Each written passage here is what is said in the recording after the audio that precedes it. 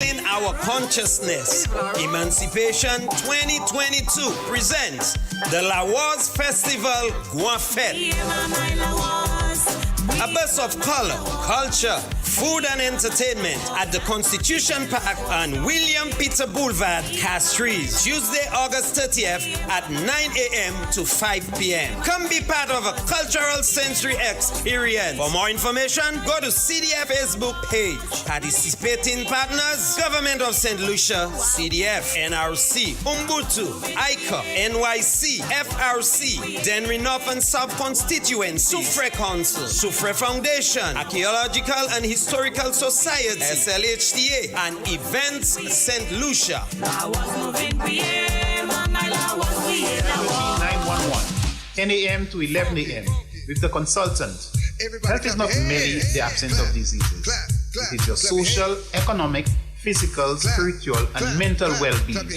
Just imagine you on 88.5 Sufre FM, talking, questioning, sharing your experience, information, education, entertainment, news, instructions, advice on diabetes, high blood pressure, strokes, menopause, AIDS, pregnancy, sex. Sex? Did you say sex? As prescribed, take your medication, exercise, and diet. On 88.5 Sufre FM, tell a friend, call your neighbor. Casualty 911 is on. Hey, 9 minutes after the, oh my goodness, 9 minutes after the hour of 10 o'clock. I'm still smiling.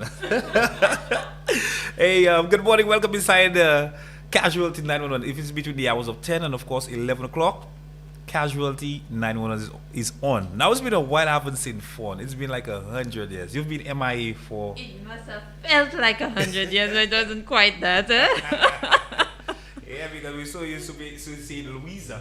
But not realizing, again, congratulations, since you tell me you have baby, you have newborn baby. That's why he was still smiling. All right, so how is a boy, girl? I have a little boy. All right, congratulations again. Thank you, Ulan. So, all right, so this morning we're here inside Casualty. What's on the agenda?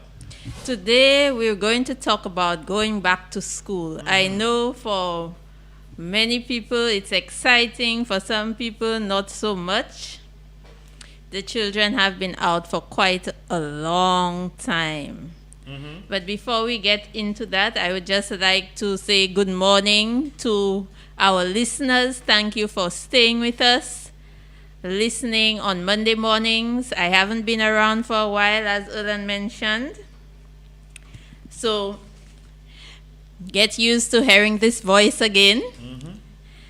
Louisa is currently on vacation and will not be joining us this morning, but I hope she will be listening. You know, Louisa is a busy bee. While she's on the go, just as some of you are on the go, I'm sure she'll be listening so that she can give me some feedback, my rusty self some feedback, you know. When you've been out for some time, sometimes things just don't flow, but I'm hoping that things will flow perfectly well this morning. True. So to our bus drivers, our usual listeners at M&C, the market vendors, our staff at the hospital and some of the wellness centers, everybody at home and on the go listening to us, thank you very much. We will be, I keep saying we because I'm so used to having Louisa next to me. Yes, your team, right? Right? So I will be speaking a little bit about heading back to school. Some of you are thankfully done with getting everything. You have your books, you have your uniforms, you have everything bought and stored up and ready to go. Some of you are in the mad rush in this last week. Yep. S&S and some other places might be filled up. The supermarkets, the bookstores, some of you have not gotten all your books. Unfortunately, there have been some delays as I understand it. The bus drivers might be excited to have their students back. Some of them not so much. You know how it goes. And before we head into I would like to speak a little bit about preschools. But before we head into this is for everybody. Remember that in as much as some of us think that COVID-19 is out of style, that not raining again, Remember that infection prevention and control measures never go out of style. So the very same things that we have been asking you to do in terms of proper hand hygiene, making sure that you wash your hands, you need to teach, especially the young ones just going in. You still have some time. Teach them how to properly wash their hands. If they are going to use hand sanitizer, teach them the correct amount to use and how to use it. So you know that you rub your hands, you go between the fingers, the backs of the hands, the fingertips, all of that. Vai, we're not doing vai. So teach the young ones, remind the older ones. There's another thing that happens very frequently, and particularly at preschools, but at every level it happens. You have children going to school when they are sick with flu-like symptoms. I'm going to encourage all parents to start thinking about where you can keep your children safely away from the school environment if they are sick. So if your child has a runny nose, your child has a nasty cough, your child is not feeling well, please do not send your child to school. And why is that? Because you are putting other children and the teachers at risk. So if you send your children to school, the teachers get sick, the teachers cannot come to school, then where all the other parents now have to find somewhere to put their kids, or the children themselves become sick and it's just a whole mess. And so let us try to avoid that as much as possible. It's not always easy. Sometimes everybody that you could think of is at work, goes to work on a regular basis. So you may have to start thinking about, I may have to take some time off work. That might hit you financially, but we have to be prepared to take some blows sometimes. In terms of the coughing and the sneezing that I mentioned, teach the children how to properly cover their cough and their sneeze. They can cough or sneeze into tissue. If they don't have tissue, they do it in the sleeve. With the tissue, you throw it away, you wash your hands afterwards. So these are just 3 basic things that I would have liked to mention. I wanted to mention before we move on. Another thing, I hope there's no parents with some cruel intention, knowing that school is reopening and the child might have a runny nose or might have some coughing or some kind of feverish kind of that. But knowing that they have to return to work themselves, and there's no supervision for that child or some caretaker, they're willing to send that child to school to affect others. So right. I hope parents take that into consideration. So we're going to keep a positive mindset, Elan, and we're going to just encourage them not to do so. Because we are hoping that there's no parent out there who deliberately do that, deliberately and maliciously do something like that. Remember, I said you may have to take some time off work if there's nobody else to supervise your child for you. The schools are not health centers or hospitals, and the teachers, you take them off their duty when you have a sick child and you have so many others to teach and to take care of. Definitely. So some children are going back after the summer vacation, and some children are going in for the very first time, whether it is preschool or kindergarten. You know, before, it used to be that most children would go straight into infant school. You go into kindergarten, or as it used to be, stage 1. Mm-hmm. But right now, and for some years now, a lot of children go to preschool first. I never went to preschool. Never saw the inside of a preschool until I was much older. You know, I went straight into infant school. Okay.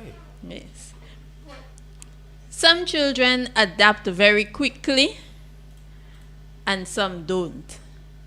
Parents, you need to pay attention to your children. So we're going to go through some tips. We're going through some tips this morning about how to prepare for preschool. So the little ones, you taking them, maybe they're excited. Some of them may not be so excited. But you need to, first of all, talk to them. Talk to them about school so that they know what to expect. Who will be there, how long they will have to stay there, how many teachers, maybe if there's somebody that you know, a child that they know already going to preschool, you can tell them, well, Benny will be there, Tisha will be at the school, you know, to try to get them interested and wanting to go, particularly if you know your child is one of those who may not be so excited to go into preschool, may not be wanting to leave home as yet. Not wanting to leave you and Granny and everybody again, when else. you have that attachment, you know, Yes. the attachment, the bond. Exactly. If possible, it's also good to visit the school. We're going to talk about that bond. If possible, it's also good to visit the school. I don't know how many of the preschools have like an orientation day for the children that they can come in and see the place, have a look around, familiarize themselves with the place so that the parents can speak to them a little bit about, you know, what school is all about. Now, you mentioned that attachment. That attachment usually shows itself at the moment when the parent has to leave. So they're all dressed, they have their little lunch bag and their little backpack looking all cute and everything. They're very, very cute at that age, their little uniform, especially the little girls with the pleats, the little boys with their short pants, you know. And you get there and your child is throwing a fit. Tantrum, boy. Crying, screaming, Mommy, I don't want to go, Mommy, don't leave me. Holding on to your legs, standing behind you, Latching on. you know, latching on. The child is experiencing a bit of separation anxiety. So that is because of the bond. The child knows how important you are to him or her in her care. So the child is moving into unknown territory. They don't know what to expect. At home, they have been following all the routines, all the rules of home. They know everything. They feel comfortable. But you're leaving them, and they really just don't know what to expect. They see a bunch of new people. It's a new environment.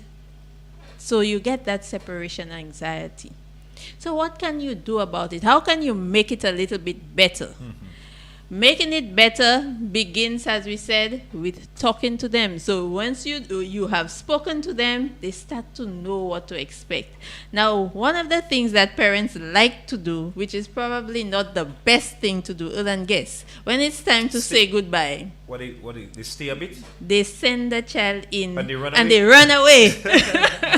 Disappear. Right. You know, that's not the best approach. Okay. Because it's another shock to the child to just not see you around. Why you just disappear now? Right. So there's some more tantrum, some crying, some screaming. Yes, and while that is expected, you don't want to make it worse than it should be. So you could have your little goodbye routine that you probably have practiced. It doesn't have to be that you practiced it for 5 months, 3 months before. This week you can start it off. So when you're leaving, you know, if you have a special little phrase, see you later, alligator, or you give them a hug and you tell them, I will be back at whatever time, even though they don't really understand how long the time period will be that you say, okay, I will be back for you this afternoon. So they don't have a Right. concept of what that is. Now, I just want you to just touch on something quickly while we are at it, because you have some, even teachers are not prepared for that kind of thing. Some of them, especially if they're making a debut, like, you know, that's the first time they come into that profession. You know, having children like that, you have to be very patient. You must have a lot of patience and, of course, A lot of understand. patience, All right. yes. So sometimes a child throws a tantrum, and you know that teacher's like, me, I didn't sign up for that. Huh? Yes, I come to a preschool just to try to make a money or something. At a preschool and you didn't sign up for but that? you have some people that just get annoyed very quickly. Yes, to them they have that kind of part. Some might have a passion towards that. Others might just want to just be in that because for the time that go kill time for me. Yeah. Right. You understand And what it's I'm a way saying? to get a little money. There you go again. Things tight, everything tough. Right. So what I would encourage those teachers to do is to empathize. Put yourself in the child's place. Imagine, even as an adult, you get put into a new situation in a strange environment and you feel anxiety. You know how to express it. Some of us know how to express it, some of us don't. So for example, you're a teacher. Yes, you're a teacher, and then you just get to work one day and there's a whole group. They send you to another preschool, there's a whole group of people, and they tell you, you know what, I want you to make a presentation on whatever. How would you feel? So the child is going into a whole new environment. Be empathetic and reassure the child. In the same way that, so it's a collaboration. The parent is saying, bye, baby, I will see you later. And you reassure, your mommy will come back for you. Don't worry, you will have a lot of fun. We have toys, we have this, you know. So you try to make them feel safe and welcomed into the environment. Because again, when you have children, there's a name autistic. You have some autistic children at times, and you know how to deal. You must know how to deal with them. Yes, and you know sometimes it's not diagnosed very early. That's the other thing. So you may not know, but the basic and general thing is to try to be empathetic. True. And to be reassuring and have a lot of patience, as you said. Patience. Yes, it's lacking in a lot of us. Communicating with the teacher. So if you know your child has some special need, Erlan, as you mentioned, the autistic child, maybe the child may not have been diagnosed, but you have noticed certain behaviors and you know what works, for example, in helping to calm them down, what situations tend to make them flare up and that sort of thing. Share that information with the teachers so they are prepared and they know how to deal with it. Nice. Okay? Nice. Before you go into the school environment too, you can role play. You can even role play when they get home from school. So the child is going in new. When we say role play, you go in and you pretend to be the teacher or you pretend to be the child. When the child comes home, the child can reenact for you what took place at school. True. So you play a little game.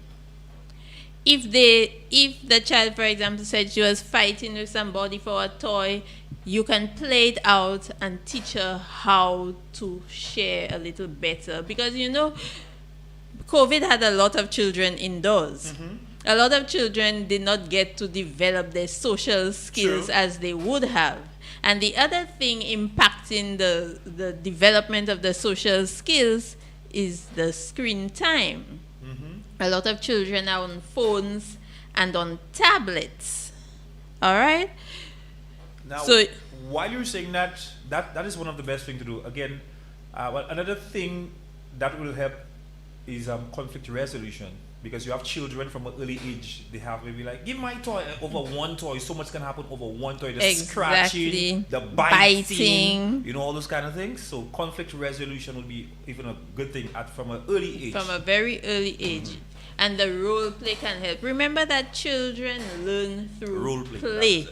Children learn through play. So you don't need to sit your child down and give a whole 30-minute speech and then expect, okay, after that 30-minute speech, the child has understood everything and can go and implement every single thing that you have spoken about.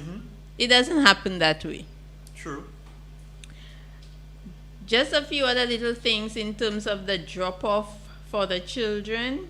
We talked about not sneaking away. Remember, that is very important. Yes, they may be a little upset. It's a new situation. Develop from now your little goodbye routine. Even though and Erlan, you mentioned something I wanted to come back to. You mentioned something about staying too long. So there's the disappearing parent, but there's also the parent who stays too long. And what do we mean by staying too long? Is the child is going to say, okay, my boy, da da da da da. You're talking and talking and talking, and you start going away. They start crying, you come back. They start again, you go back. They start again. No, you do what you have to do and you leave. In spite of the fact that maybe your heart might be down in your toes. You yourself, you want to cry more than the child. You know that happens with some parents. Yeah, what if you have your business going to do now? Something important. Yes, well, that too. Sometimes you have to go to work, but sometimes there are parents who just going home, they off for the day, or they're not at work, and that sort of thing. That's different. But still, that parent should not engage the child in that way. Okay? You need to just say your goodbyes in whatever way you choose to do it, whether your special handshake, a spin around, a special phrase, whatever it is, and leave. Because you have reassured the child, you have told the child, yes, I will be back. Now, the other thing that you can do, I'm not sure how many of the preschools allow it, but you can give your child something from home, something that they are very familiar with, a little toy that they can keep, so they have something that's a comforting object to them. Okay, so it's a piece of home that they carry with them. I know sometimes you watch telly and you see children or kids, they move with the blankie. Yes. Or the teddy. Yes. Stuff for them, all right? Yes. That can be done. And some people are a bit, afraid that, the child will never grow past that. At some point, they will let it go. But remember, sometimes you notice too that your children are with you and they have something that they play with a lot. It's a comforting little object for them. You can take it with them to school. Okay, nice. They have a little piece of home. Okay, nice. Now there's something else, and I'm sure you must have noticed it. Talk to me. Sometimes you, at the preschool gate or at the kindergarten gate, because some children are going in, like I said, I didn't go to preschool, so there may be some children who are going straight to kindergarten. The child is there and crying, and what does the parent do? Stop crying there! Stop crying there! Stop crying! What you crying for? You're shinya baby? Huh? You don't see Benny not crying? Benny not... So you need to... don't compare the child to the other. And don't chastise the child. Don't scold the child. Don't shout at the child for crying. The child is feeling certain emotions. Remember that health is not just the absence of disease. You hear it in the promo for the program all the time. It's your physical health. It's your emotional health. Okay, so that is part of the child's way of developing their emotional health. Don't destroy the child by undervaluing their emotions. The child is upset, and that's how he or she can express whatever it is that they're feeling at the moment they're crying. So you can reassure them. They will become more confident as time goes by. And don't compare them. Please don't compare them, because Benny may have been going and staying with how many different friends in how many different environments for a whole year. So he's used to being in strange environments. He can adapt very quickly, whereas yours may have been at home with you for the longest while, seeing just you and siblings. Okay? So different situations. All right. Anyway, folks, we have 29 minutes until the hour of 11 o'clock. Let's pause for a cause. All right? Commercial break. Okay. Welcome to Youth Voices with your host, Miss Edissa Eugene, where we focus on youth advocacy, youth empowerment in academics, entrepreneurship, sports, marginalized youth, and more. Tune in every Thursday from 3 p.m. to 4 p.m. Youth Month 2022. Pouvant ensemble et toute jeunesse. Evolve. Growing youth for an inclusive and transformed society. Are you ready? When I look at where I'm coming from, I know I'm blessed, and I close my eyes and smile. Sometimes I feel like the richest man in Babylon, and I've done my best, so everything's alright inside. Oh, every morning I rise, I stare at the sun. I know it is Are you hosting an event? Want to capture the crowd? Whatever it is, make 88.5 Surf FM your choice for advertising. The only community radio station on island which offers affordable advertising and promotion cost, which in no doubt will meet your budget with a guaranteed market.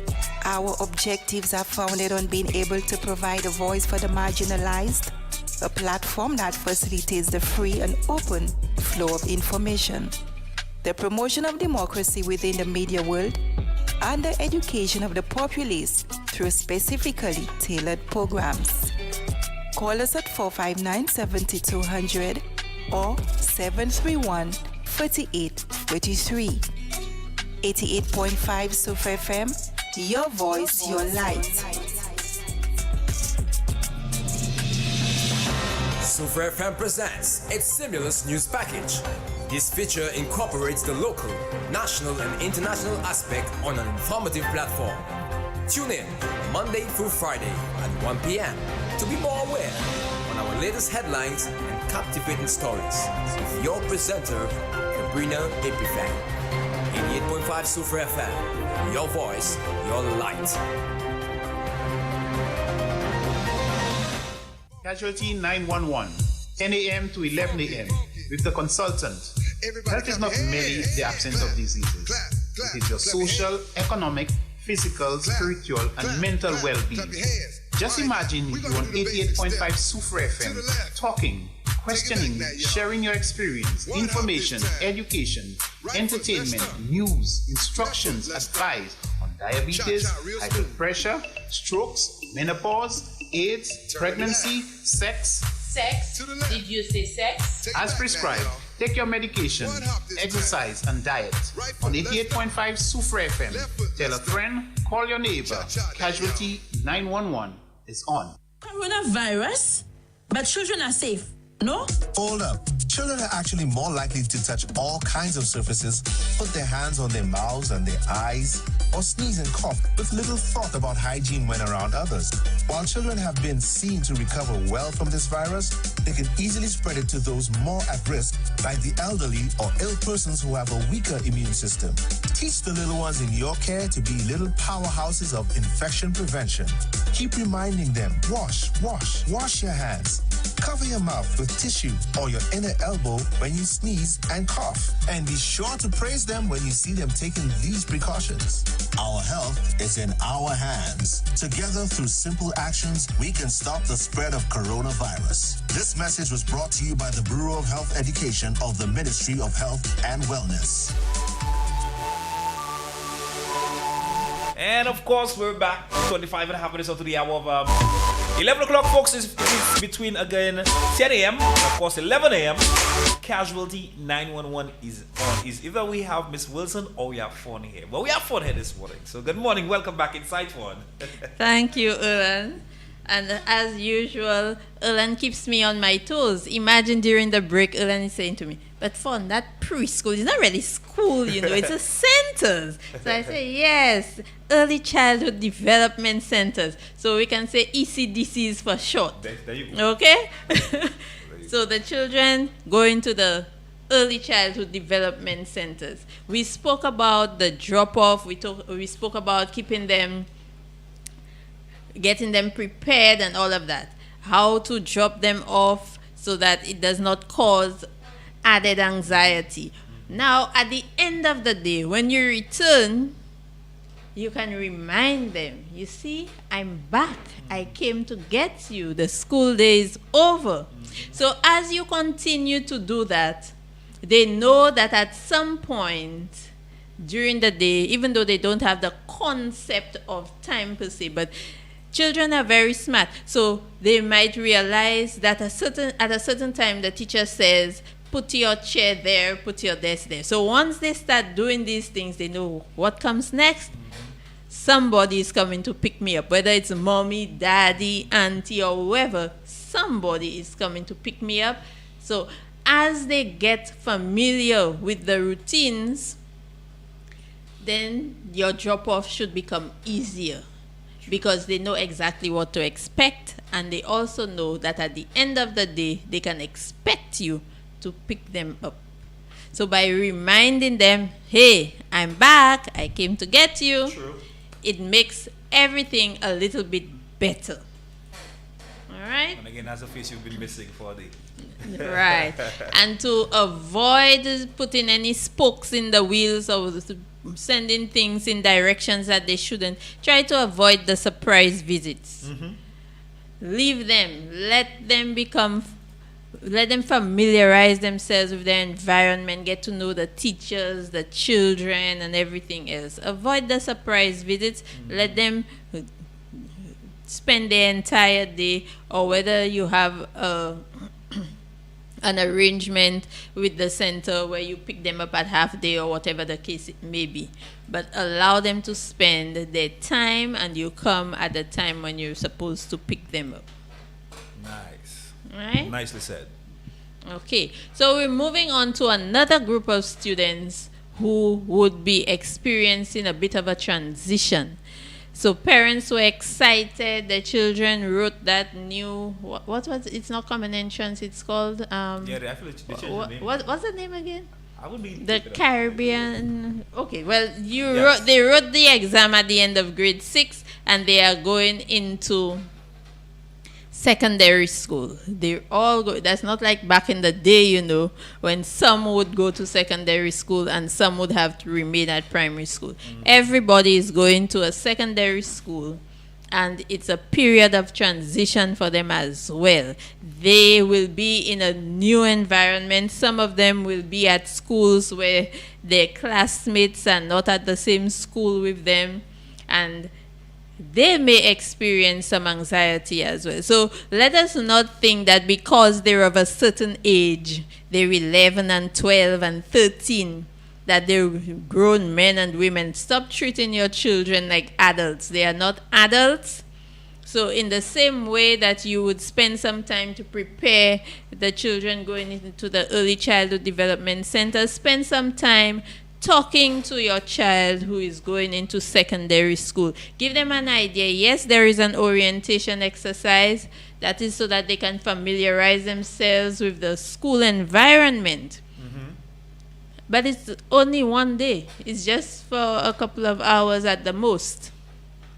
So you need to also listen to what their concerns are, address their concerns if they have any anxiety about anything. If there are unknowns that you can help them to find out so that you can put their mind at ease, do that. Help them. They are changing from a system where they had one teacher to a system where they have multiple teachers. So it requires a much higher level of organization. You need to have notebook for all those different subjects and keep track of all the different assignments and everything, and which teacher is where, and some of them have to shift classroom to go to whatever class. So, you know, it's a lot, and you just need to be with them to give them the support that they require so that the transition can be smooth, and then they can pick up and start working. That's what we as parents. Right, All right. parents. Okay. That's what the parents need to do. The children, I mean, you are there to guide them. Don't just because they are going into secondary school feel that you can just leave them, that they can handle everything on their own. And of course, you have to listen to your child as a parent. Right, Listen to you your child. listen and you address all their concerns, their anxieties. The children, sometimes they think of the weirdest things that would never cross your mind. And that weird thing might be causing them some anxiety. So, in as much as you may think it's weird, don't brush them off. Right. Okay? Address it. Communication is key at secondary schools, both for your child and for you as the parent. If your child is having an issue in the school, they need to know that they can go to a teacher and speak to the teacher. Teachers need to be open and willing to listen. In most of the secondary schools, you have the homeroom teachers, so that is the person that they should address, they should go to with their concerns, their complaints. The teacher needs to build a relationship with the school. in building a relationship with the school. That means you get to know the homeroom teacher, you get to know who the principal is, who the vice principal is, you go to meetings, so you can get to know some of the other parents as well. Right. Your child may have issues with getting new friends and all of that. Yes, they're going to have a lot of new friends, and parents need to be very vigilant, because sometimes the friends that they make are probably not the best influence for them at that point in time. True. Okay. Ellen, any questions for me so far? Are you good? No, I'm just listening because I wanted to ask you in regards to, well, earlier on you made mention of the learning center and the children going back, or even those the first time attending those centers. And I know most institutions you go to, or persons use hand sanitizer or some kind of dispenser with alcohol mix. It has alcohol in it. But at those centers, which one is better? The washing of the hands for those children, or sanitization in terms of using alcohol-based sanitizer? The reason I'm asking you this, you have children at troubles. Sometimes you wash their hands now, and time you turn your back, same thing goes ahead.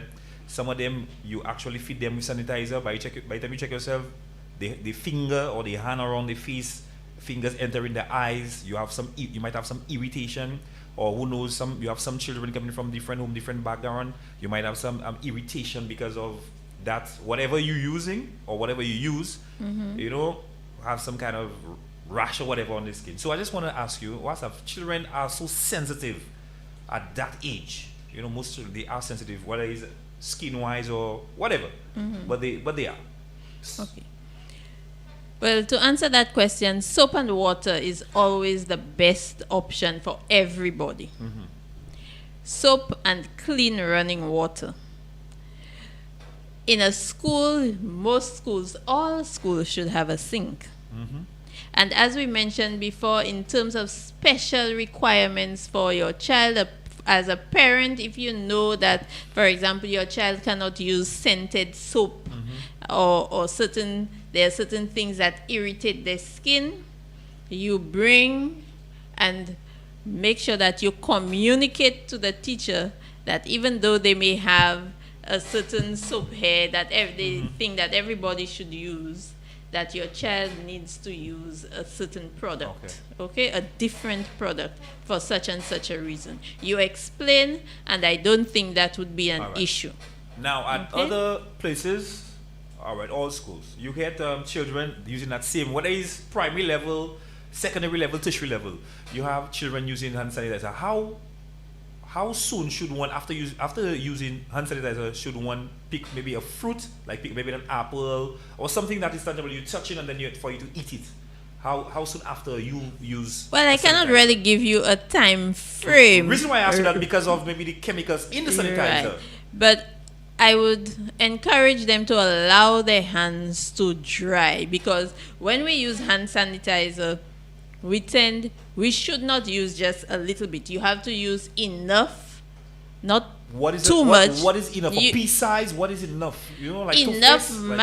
Enough is what would allow you to have wetness in your hands while you do the entire motion of hand washing. So rubbing your hands, going between your fingers, the backs of your hands, the fingertips, all of that.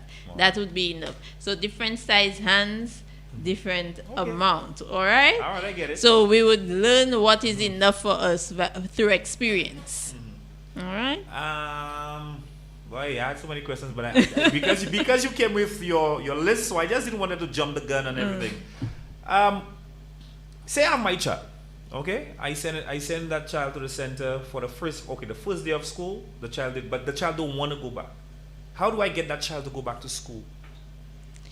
Well, that comes with a lot of encouragement. You can also have a reward system with your child. So, for example, you have a chat. There are a lot of different techniques that can be used, but we will start with this little one. Okay, go ahead. So you can have a chat, Monday to Friday chat. If the child goes and stays well on Monday, when they come back from school, you show them that you put maybe a smiley face. Okay. So Monday there's a smiley face. So you tell them that if they have 5 smiley faces for the week, they get a certain reward. Now the reward should not be food. Let us try not to reward the children with food. It could be an outing to somewhere where they can play. There may be an area where they like to go. They like to go to the beach. So Saturday, we'll go for a walk on the beach, or you can have a little beach bath on Sunday, and that sort of thing. Okay? All right, nice. So that's a little system that you can use. Try and trick All them. right? No, you're not tricking them. I'm It's playing. a reward I'm playing. system. Alright. Okay? Yeah, go ahead. So it also teaches them to be patient. There's a term for it, it's not coming to my mind, where you don't get immediate satisfaction. So you need to wait to get that reward. So it's not every day you come from school, you get a lollipop or you get an ice cream, that sort of thing. No. Right, but All right? okay. So for the teachers, some of you are happy to be going back to school. You cannot wait to meet your students. You may be getting a new group of students. You're excited and everything. Some teachers may not be. In all professions, you have people who are really passionate about what they do. They're excited. Miss the children, miss the one, Yes. the face-to-face, the one-on-one. Right. And there are some people who may have started out that way and become demotivated along the way. We encourage you to try to keep some positive energy going. Do things that you enjoy when you have the time. When you have personal time, do things that you enjoy so that you can go into school with a positive mindset so that you could help those children. Remember, the teacher's role in a child's life is very important. It's an important role. We cannot downplay it. Teachers need to take it very seriously. Whereas you have children who are very difficult and sometimes you may feel as if you're going crazy. You need to have the patience. You need to try to get different strategies. It's difficult, but it's something that you have to try to do. Because always remember, think about it this way. If my child were in a classroom with a demotivated teacher who does not come to class on time or sits in the staff room when it's class time, does not correct homework, doesn't do anything that is expected of them, how would you feel to have your child in that sort of situation? That's a good question. Now, I love you highlighted that because most of what we spoke about parents, we spoke about teachers and all that. But let me ask you another question. Are the school ready? The facility, are they ready in terms of putting things in place? That extra sink, you know? Because remember, like you mentioned earlier, we have to do the essentials. Washing of the hands, like you made mention, with running, it's better with the running water and of course soaps, wearing of the mask properly. All right? Remember social distancing. Remember COVID-19 is still a big thing. It's still a factor around. Now, if I remember clearly, I think there's jabs for kids, right? Well, let's not say jabs. Jabbing is like... But that's the term, yeah? Well, yes, it's a term. But sometimes based on the society that you live in, you have to... Right. Yes, there are vaccines available. And as with anything else, it is not part of the routine vaccine schedule. And it is always the parent's choice. Remember, it is your choice. If you are interested in having your child vaccinated, you need to get in touch with your health center, your wellness center closest to you. Have a discussion with the nurse, and you can make a decision from there. Now, here's the reason again. Now, if it was mandatory, a lot of parents will maybe go all out and give it to the kids. But right now, who knows? They might have a child showing no symptoms, but the child might be a carrier. God forbid. But I'm just simply saying. Well, there are protocols in place at the schools to deal with those situations. So the principals, the teachers should be aware of what those protocols are and how to deal with those situations. So don't worry too much. No, well, remember, we've been dealing with COVID for some time now, and the students have been at school during the pandemic. Yes. So there is experience in dealing with those situations. True, that's one, but they may need a little, refresher here all right, and there. There you go, because and all of that is part of preparation for school. So this week the teachers are going into the schools. So these are some of the things they could do, a little refresher with the teachers so that everybody is on the ball. Everybody knows exactly how to deal with those situations. And remember, if you don't know, you're a teacher at the school, you don't know, ask a question. Go to the office, ask a colleague, ask the principal. Don't just take decisions without verifying that you're doing the right thing. So you have persons have taken 10 steps back, as if the COVID ain't a big thing anymore. But don't worry, I have the COVID-19 update to give. So don't worry. It's coming. But yeah, so here's the reason I asked you the question, are the schools prepared? That's the thing. Are they prepared? And you mentioned the materials. The material. Well, that I cannot speak to that, but maybe what we can do is to probably get somebody in here, somebody from education, whether it be a principal or an education officer or somebody in here to speak about the readiness of schools. And I hope the Ministry of Education have actually send them out, whether it's the tissue, the wipes, the sanitizer, the soap, those just the basic things to help curb. You understand? Or even those good Samaritan on the outside. You see, you can play a role. You can, sponsors. Go right ahead. Go right ahead. And I would also encourage parents who can, if you can afford to, send your child well prepared. There are times when things run out.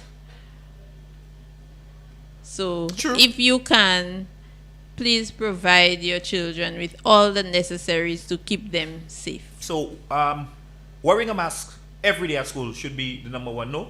Would you say?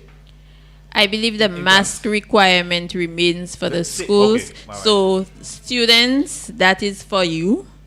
Remember, it's not a game that you're playing with the teachers, that the teacher will pass and speak to you and say, you need to wear the mask over your nose and your mouth. Yes, miss, yes, miss, yes, sir, yes, sir.